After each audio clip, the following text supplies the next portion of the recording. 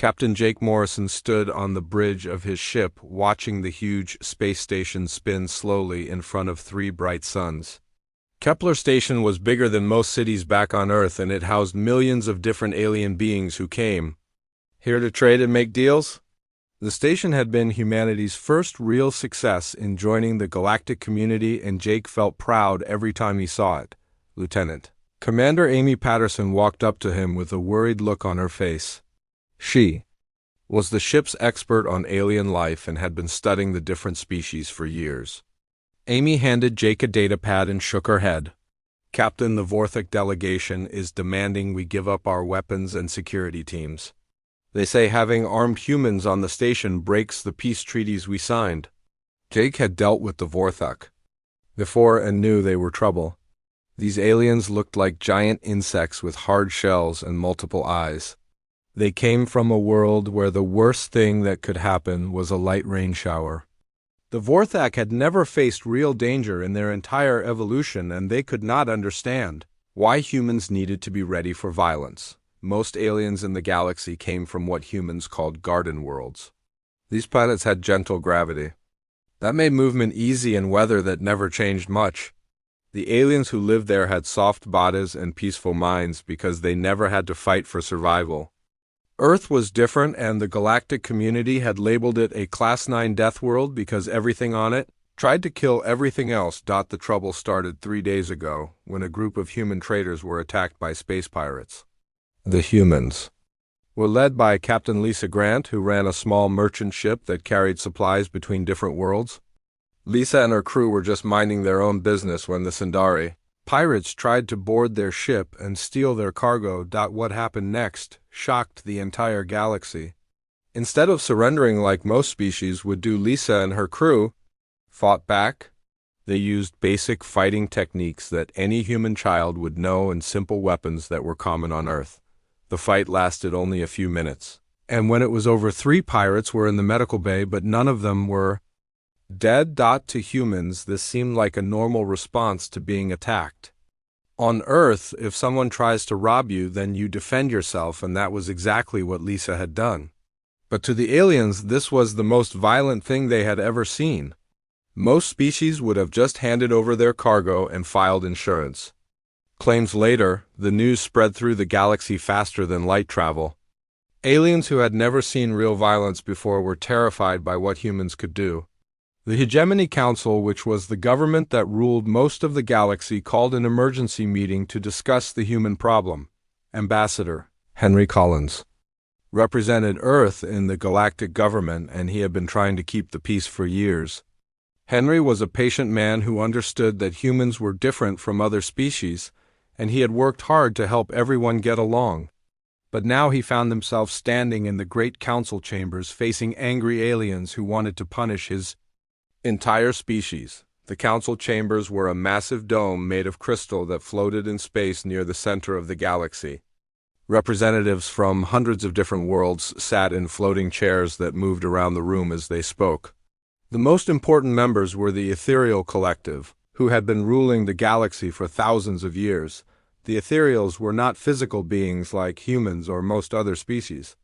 They were pure energy that lived inside special containment suits that looked like glowing bottles. No one knew what they really looked like because they had evolved beyond having bodies long ago. The Ethereals spoke in voices that sounded like wind chimes, and they considered themselves the most advanced civilization in the galaxy. Premier Voxtal was the leader of the Ethereal Collective, and he floated at the center of the council chambers. His energy form flickered with anger as he spoke about the human incident. The Deathworld species has shown its true nature. They respond to simple theft with brutal violence. This cannot be allowed to continue. Other alien representatives nodded in agreement. The Zentarians, who looked like giant butterflies, fluttered their wings nervously. The Altarians, who resembled tall blue cats, hissed their disapproval. Even the peaceful harmony singers, who communicated through music, made discordant sounds that meant they were upset. Ambassador Collins tried to explain that humans had only defended themselves, but the aliens would not listen. They had made up their minds that humans were too dangerous to live freely in galactic society. The Hegemony Council had decided that Earth's people needed to be changed. The human species will submit to corrective behavioral modification, Premier Voxtall announced. His voice echoed through the chamber like a death sentence. This process will remove your aggressive instincts and make you suitable for civilized society. You will become peaceful like the rest of us. The behavioral modification process was something the aliens had used before on other species they considered too violent. It involved changing the brain chemistry of an entire population to make them passive and compliant. The aliens called it peaceful rehabilitation, but humans had another word for it. They called it mental slavery. Henry Collins felt his heart sink as he listened to the ultimatum. The aliens were not offering a choice, they were demanding surrender. Either humanity would allow their minds to be altered, or they would be kicked out of galactic civilization forever. No more trade, no more technology sharing, no more peaceful cooperation. But Henry had been representing Earth for many years, and he knew his people well. Humans had fought wars against impossible odds and survived disasters that would have destroyed other species. They had climbed out of caves and built cities that reached toward the stars. They had never surrendered their freedom to anyone, and they were not about to start now. The ambassador looked around the chamber at all the alien faces staring at him. Some showed fear, others showed anger, but most showed the cold indifference of beings who had never had to fight for anything important. These aliens thought they could force humanity to change simply because they had more ships and controlled more territory. Henry Collins took a deep breath and gave the answer that would change galactic history forever. His voice was calm and steady as he spoke words that would be remembered for generations. We respectfully decline. The chamber fell silent. No species had ever refused the Hegemony Council before. The aliens could not believe that humans would choose exile over peaceful modification. They did not understand that some things were more important than comfort and safety. Premier Voxtall's energy form pulsed with shock. You would choose to remain violent savages rather than join civilized society? We choose to remain human, Henry replied. And we choose to remain free. What happened next surprised everyone in the galaxy, including the humans themselves. Instead of preparing for war or trying to fight back against the Hegemony Council, humanity simply began to disappear. It was not a dramatic exit with explosions and angry speeches, but rather a quiet, systematic withdrawal that seemed almost peaceful. Captain Jake Morrison received new orders 3 days after. Ambassador Collins gave his response to the Alien Council. The message was short and simple, but it carried the weight of humanity's future. All human vessels are to return to Earth-controlled space immediately. No exceptions, no delays. Jake had been expecting something like this, but it still felt strange to abandon everything they had built in the galaxy. His ship, the UES Defiant, had been patrolling the trade routes around Kepler Station for 2 years, and he knew every asteroid and space lane in the sector. Now he was being told to pack up and leave forever. Lieutenant Commander Amy Patterson was in her laboratory studying samples from 12 different alien worlds when the recall order came through. She had been working on a project to help Zentarian crops grow better in harsh conditions, and was close to a breakthrough that could feed millions of hungry aliens. Amy stared at her research notes and felt sad that she would never finish the work. But Amy was not just a scientist, she was also a human, and she understood what the recall order really meant. Humanity was not running away in fear, they were making a strategic retreat. The aliens thought they were getting rid of a dangerous problem, but they had no idea what they were really losing. Dr. Rachel Kim was working at the Altarian Institute of Advanced Sciences when she got the message to come home. She had been there for 5 years studying quantum genetics with some of the smartest aliens in the galaxy. Her research partner was a brilliant Altarian named Zethkar, who had become her closest friend. Zethkar found Rachel packing her equipment and research files into storage containers. The tall blue alien moved with the grace of a cat, but his usual calm demeanor was gone. Rachel, you cannot leave now. We are so close to understanding how consciousness works at the quantum level. The Hegemony Council will change their minds about humans once they see what we can accomplish together. Rachel looked at her friend with sad eyes. Zethkar was one of the kindest beings she had ever met, and he genuinely believed that logic and reason would solve any problem. But Rachel knew that the Alien Council was not interested in logic, they were interested in control. I have to go. Zethkar, my people need me. What the aliens did not understand was that humans had been preparing for this possibility since the day they first made contact with galactic civilization. While publicly embracing diplomatic solutions and peaceful cooperation, humanity had quietly been making backup plans.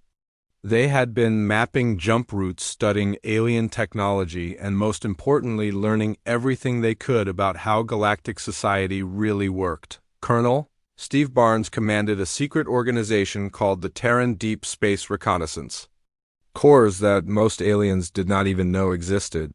His people had been scattered throughout the galaxy for decades, posing as simple trader scientists and diplomats, while actually gathering intelligence on alien capabilities and weaknesses. When the recall order was activated, Colonel Barnes set in motion plans that had been years in the making. Human civilians throughout the galaxy began receiving coded messages that told them exactly what to do and when to do it. They were not just supposed to leave, they were supposed to take certain things with them. Dr. Kim did not just pack her personal belongings, she also copied every piece of research data she had access to at the Altarian Institute. The aliens had shared their scientific knowledge freely with her because they believed in open cooperation between species. They never imagined that she would take their secrets with her when she left. Captain Lisa Grant had been running cargo between different worlds for years, and during that time she had memorized the locations of every major trade depot, supply station, and manufacturing center in 3 different sectors. The aliens thought she was just a simple merchant, but she was actually mapping the economic arteries that kept galactic civilization alive. Every human engineer who had worked on alien construction projects took detailed knowledge of critical systems with them. Every human doctor who had studied alien biology took medical data that could be used to help or harm different species. Every human diplomat who had attended council meetings took information about alien politics and military capabilities. The Hegemony Council watched this exodus with satisfaction. Premier Voxtel announced to the assembled species that the Deathworld threat had been eliminated through superior diplomacy. The violent humans have been contained in their small corner of space. Galactic civilization is now safe from their primitive aggression. The aliens celebrated their victory over the dangerous humans. Trade continued to flow between their worlds. Technology continued to advance, and the galaxy seemed more peaceful than it had been in years. The Ethereal Collective congratulated themselves on solving a difficult problem without having to use military force. But within 6 months, strange things began to happen throughout galactic space. Systems that had worked perfectly for decades started experiencing mysterious failures. Equipment that had been maintained by human technicians began breaking down. Communication networks that had been upgraded by human engineers started having problems. At first, the aliens thought these were just random mechanical failures that could be easily fixed. They sent their own technicians to repair the problems. But many of these aliens had never actually worked on the systems themselves. They had always relied on human expertise to handle the complicated technical work. Administrator Keflon was a Zentarian who had been promoted to run Kepler Station after the previous human administrator left. He was excited about his new position and confident that he could do just as good a job as any human. But when the station's main computer system crashed, he discovered that he could not access the repair protocols. The system required biometric authentication from Chief Engineer Mary Rogers, who had departed 8 months earlier. Keflon tried everything he could think of, but the computer would not accept his authorization codes. He searched through all the documentation but could not find any backup procedures. Surely there must be other administrators who can fix this, Keflon said to his assistant. But there were not. The humans had been so thoroughly integrated into galactic infrastructure that their absence created cascading failures. Across multiple systems, similar problems were occurring throughout the galaxy. Hyperspace beacon arrays that guided ships between star systems went offline without warning. Quantum communication networks that allowed instant messaging across vast distances began degrading. Automated defense systems that protected important worlds from pirates and raiders started malfunctioning. The Hegemony Council tried to minimize these problems by claiming they were temporary technical difficulties that would be solved soon.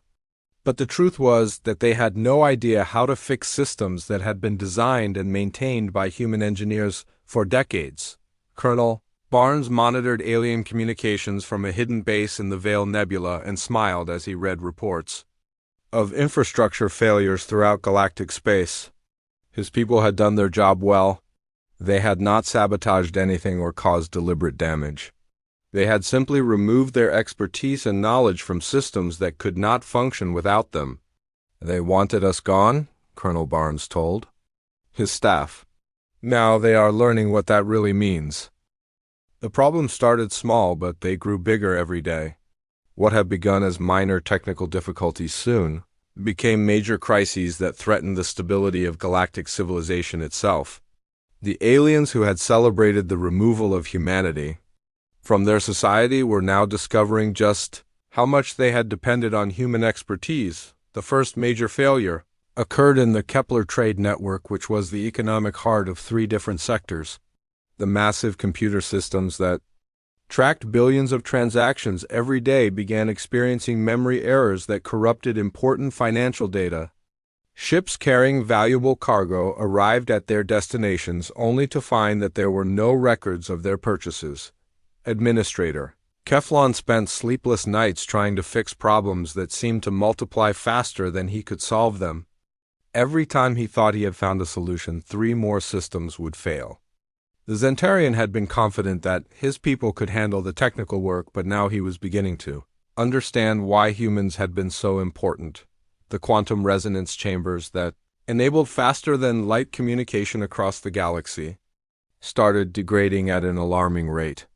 These devices required constant fine-tuning to maintain their connection to the subspace networks that carried messages between star systems. The alien technicians who tried to repair them found that the calibration procedures were far more complex than they had imagined. Dr. Vexthal was the leading expert on quantum communication technology among the ethereal collective. He had studied the theoretical aspects of subspace resonance for centuries and written dozens of papers on the subject. But when he tried to actually repair a damaged communication array, he discovered that knowing the theory was very different from knowing how to make it work. The human engineers who had maintained these systems for decades had developed techniques and shortcuts that were never written down in any manual. They had learned through years of hands-on experience how to coax the delicate quantum fields into perfect alignment. Without this practical knowledge, the alien technicians could only follow basic procedures that often failed to solve complex problems. Hyperspace beacon arrays that guided ships safely through the dangerous regions between star systems began going offline without warning. These beacons were critical for navigation because hyperspace was filled with gravitational anomalies and energy storms that could destroy any vessel that strayed from the marked routes. Captain Morden of the Altarian merchant vessel Swift Current was traveling from his homeworld to a trading post in the Vega system when the beacon network in his sector suddenly failed. His ship emerged from hyperspace in completely unknown territory with no idea which direction would lead to safety. "Navigation officer, give me our position," Captain Morden commanded. But his navigation officer could only shake his head in confusion. Without the beacon network to provide reference points, they were completely lost in space. The Swift Current drifted for 6 days before another ship found them. By then, their food supplies were running low and the crew was beginning to panic. Similar incidents were happening throughout the galaxy as ships became stranded. When navigation systems failed, the situation became truly critical when the Sindari Confederation launched a massive offensive against the hegemony's outer territories. The Sindari were an aggressive species that had been contained by the galactic government for decades through superior technology and military coordination. But now the automated defense networks that protected the border worlds were failing at the worst possible time. Commander Yexonal was in charge of defending the colony world of Haven's Rest when the Sindari fleet attacked. He had been trained to rely on the integrated defense systems that could coordinate the actions of hundreds of ships and orbital platforms simultaneously. But when he tried to activate the network, he found that critical components were offline. "Engineering report what is wrong with the defense grid," Commander Yexenal demanded. His chief engineer was a young Zentarian who had only recently been promoted to replace a human who had left months earlier. "Sir, the primary coordination protocols are not responding. The system keeps asking for authorization codes that we do not have. I think the previous human administrator was the only one who knew how to activate the emergency procedures." The Sindari fleet tore through the crippled defenses like a knife through paper. Haven's Rest fell within hours, and 3 other colony worlds followed soon after. The Hegemony Council was forced to admit that their military capabilities had been severely compromised by the loss of human technical expertise. Premier Voxtal called an emergency session of the Council to address the growing crisis. The Great Chamber was filled with nervous aliens who were beginning to understand the true scope of the problem. The Ethereal Collective had ruled the galaxy for thousands of years, but they had never faced a situation like this. The infrastructure. "Failures are spreading faster than we can repair them," reported Administrator Keflon. "Trade routes are becoming unreliable, communication networks are breaking down, and our military defenses are compromised. We need to find a solution quickly, or galactic civilization itself may collapse." The council members began arguing among themselves about what to do. Some wanted to send military forces to Earth to demand that humans return and fix the problems. Others suggested that they should try to rebuild their technology without human help. A few brave souls quietly wondered if they had made a mistake by forcing humanity to leave, but the real shock came when they tried to send a message to Earth asking for help. The long-range communication systems that connected the galactic core to the outer rim territories were among the most sophisticated pieces of technology in known space. These systems had been designed and maintained by human engineers for over 50 years. When the technicians tried to establish contact with Earth, they discovered that the communication protocols had been changed. The humans had somehow modified the entire network so that it no longer accepted messages from Hegemony Council transmitters. The aliens who had kicked humanity out of galactic society now found that they could not even talk to them. Dr. Rachel Kim was working at a secret human research facility. When she intercepted the alien attempts to contact Earth, she had been analyzing the quantum communication data she had taken from the Altarian Institute, and her research had led to breakthrough discoveries about subspace technology. "They are trying to reach us," Rachel told her supervisor. "The aliens want to negotiate, but they do not understand that we have been preparing for this. We are not the same species that left their territory 6 months ago." The humans had not been sitting idle during their exile. They had been reverse engineering alien technology, improving upon it, and developing new capabilities that the galactic community had never imagined possible. The knowledge that thousands of human experts had gathered during decades of cooperation was now being used to advance human civilization at an unprecedented rate. Captain Lisa Grant commanded a small fleet of human ships that operated from hidden bases throughout the galaxy. Her vessels had been upgraded with technology that combined the best of human engineering with the most advanced alien designs. The result was ships that could outmaneuver and outfight anything in the Hegemony fleet. "The aliens are learning what we tried to tell them from the beginning," Lisa told her crew. "The galaxy is not as peaceful as they pretended. Take away the humans who kept their civilization running, and they are just as helpless as anyone else." The Hegemony Council faced a crisis that threatened to destroy everything they had built. Without human expertise, their technology was failing, their economy was collapsing, and their military was being overwhelmed by enemies they had easily defeated in the past. The aliens who had demanded that humanity submit to behavioral modification were now discovering that they were the ones who needed to change. The desperation of the Hegemony Council reached a breaking point when 3 more colony worlds fell to Sindari raiders in a single week. Premier Voxtal made a decision that would have been unthinkable just months earlier. He authorized a direct Mission to human space with a simple message that no alien leader had ever thought they would need to send to the Deathworlders. We wish to negotiate. Captain Yarkesh of the Altarian Navy was chosen to lead the 3-ship reconnaissance fleet that would attempt to contact Earth. He was a veteran of multiple galactic conflicts and had commanded warships for over 30 years. Yarkesh had fought pirates, raiders, and even rogue AI systems, but he had never been as nervous as he was now. The mission seemed simple enough. Travel to the edge of human space, deliver the message, and wait for a response. But as the small fleet approached what had once been called the Soul Quarantine Zone, Yarkesh began to realize that something was very wrong. His sensor officer was a young Zentarian named Kextil who had graduated at the top of his class from the Naval Academy. Kextil stared at his displays with growing confusion as readings that should have been impossible filled his screens. Captain, I am detecting massive energy signatures throughout this entire region.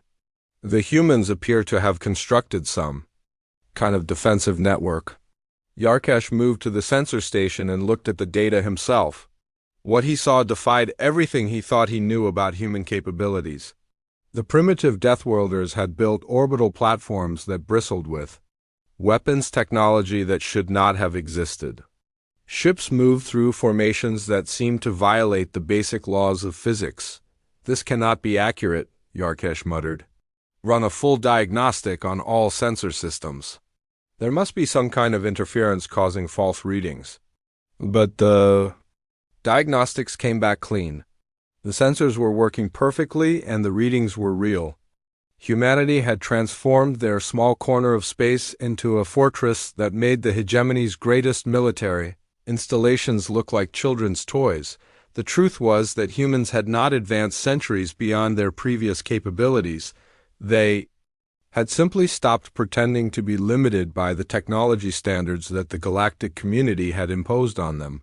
For decades, human engineers and scientists had been forced to work within artificial constraints that prevented them from developing their full potential. Dr. Rachel Kim had been one of the first to realize what was possible when those constraints were removed. The quantum genetics research she had been doing with the Altarians was just the beginning. By combining human innovation with alien scientific knowledge, she had achieved breakthroughs that neither species could have accomplished alone. The aliens shared their knowledge freely with us because they believed in cooperation, Rachel explained to her research team. They never imagined that we would improve upon their designs and create something entirely new. The defensive platforms that Captain Yarkesh was detecting were the result of human engineers taking ethereal energy manipulation technology and combining it with Earth's material science. The result was weapons that could channel devastating amounts of power while remaining stable and controllable. Admiral Connor Hayes commanded the Terran Defense Fleet from his flagship, the Darwin, which was positioned at the heart of the defensive network. He had been monitoring the approaching alien ships for hours and was not surprised that they had finally come. The Hegemony Council had taken longer to swallow their pride than he had expected. Communications open a channel to the alien fleet, Admiral Hayes commanded. His message was broadcast not just to the 3 approaching ships but to every receiver in galactic space. The humans had modified the quantum communication network so thoroughly that they could now reach any point in known space instantly. This is Admiral Hayes of the Terran Defense Fleet addressing the Hegemony Council expedition. You labeled us as dangerous because we evolved on a death world. You demanded we submit to mental conditioning because our natural capabilities frightened you. You have made a fundamental error in judgment. Captain Yarkesh received the transmission and felt a chill run through his body. The human voice was calm and controlled, but there was something underneath it that reminded him of the predators that had once hunted his ancestors on their homeworld. This was not the voice of a being that could be easily intimidated or controlled. We have come to negotiate, Yarkesh transmitted back. The Hegemony Council recognizes that mistakes were made and wishes to discuss a peaceful resolution to our current difficulties. But Admiral Hayes was not finished with his demonstration. A single human ship detached itself from the defensive formation and began moving toward the alien fleet.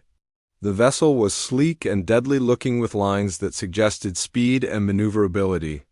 Far beyond anything the aliens had seen before, Captain Nicole Davis commanded the ship called the Ranger, and she had been looking forward to this moment for months.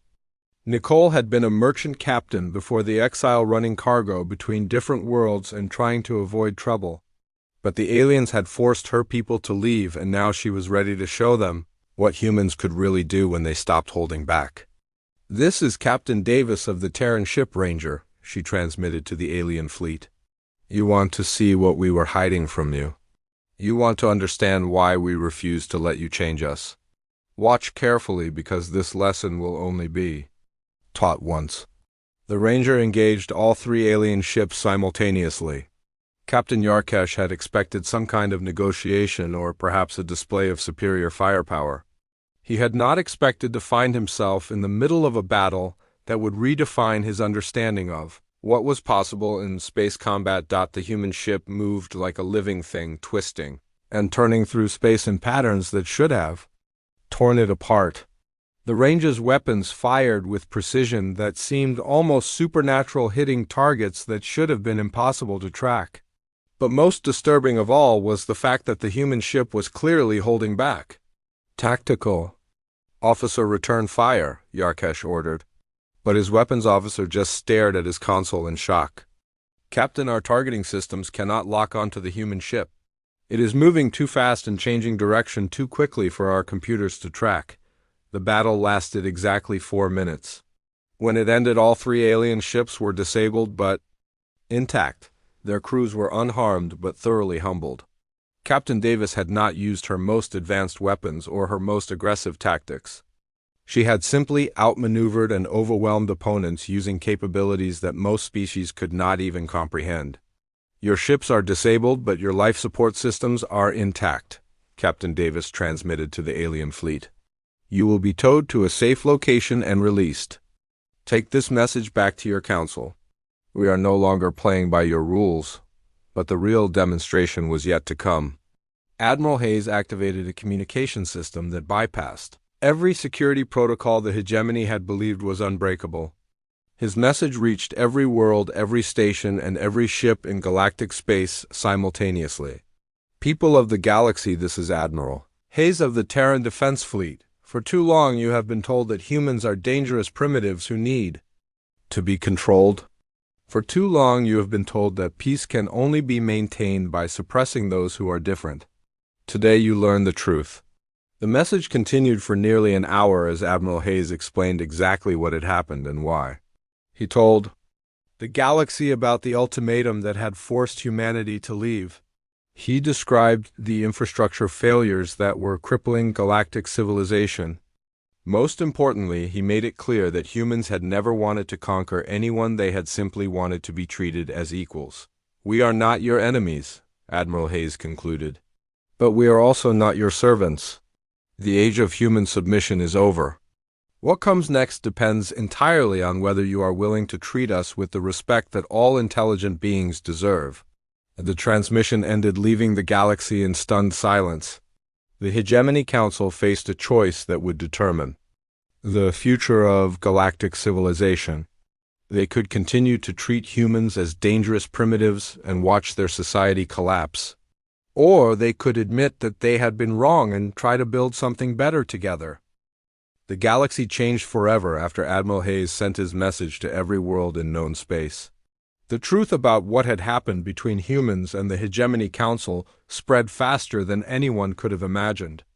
Billions of aliens who had been told that humans were dangerous primitives suddenly understood that their own leaders had created the crisis that was destroying their civilization. 6 months after the demonstration at the edge of human space, a very different group of aliens arrived at Earth. This delegation was led by Premier Voxtel himself, along with representatives from every major species in the galaxy. The proud ethereal collective leader who had once demanded humanity's submission now came as a supplicant asking for help. President Susan Wright met the alien delegation at the rebuilt United Nations complex in New York City. The building had been expanded and modernized to serve as the headquarters for humanity's new interstellar government. Susan had been chosen as Earth's leader because she understood both human nature and alien psychology better than anyone else. The meeting room was designed to accommodate many different types of beings. The ethereals floated in their energy containment suits while the Zentarians perched on specially designed platforms. The Altarians sat on cushions that allowed them to curl up comfortably, and the other species arranged themselves according to their own needs. "We have come to apologize," Premier Voxtel began.